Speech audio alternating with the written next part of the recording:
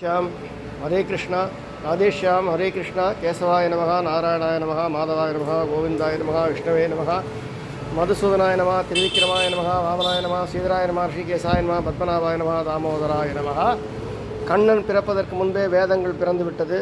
வேதத்தின்படி வாழ்ந்து காட்டியவர் ஸ்ரீராமன். கண்ணன் பிறப்பதற்கு முன்பே வேதங்கள் படைக்கப்பட்டாகிவிட்டது. வேதங்கள் சொன்னபடி வாழ்ந்து காட்டியவர் ஸ்ரீராமன். அது சரியாக வரவில்லை என்று அடுத்த யுகத்திலே கண்ணன் நேரடியாக தானே மனிதனாக பிறக்கிறார்.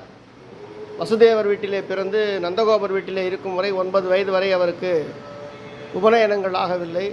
கண்ணன் வாழ்நாளில் 9 ஆண்டு காலம் யாதவகுலத்திலே வளர்ந்திருக்கிறார். அதன் பிறகு பாமாருக்குணையெல்லாம் திருமணம் செய்து கொண்டு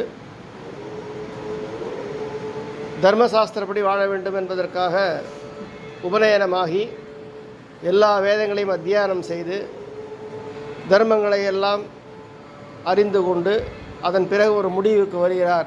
இனிமேல் நான் சொல்வதுதான் வேதம், நான் சொல்வதே தர்மம். கிருஷ்ணன் எதை சொல்லுகிறானோ அதுதான் தர்மம். அதற்காக அது மூல தர்மத்திலிருந்து மாறுபடுகிறது என்ற அர்த்தமில்லை.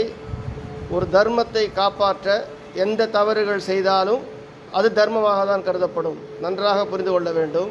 ஒரு தர்மத்தை காப்பாற்ற சில தவறுகளை செய்துதான் இந்த தர்மத்தை காப்பாற்ற வேண்டும் என்று சொன்னால் அதுதான் சிறந்த தர்மமாகிறது. அதுதான் பகவத்கீதை.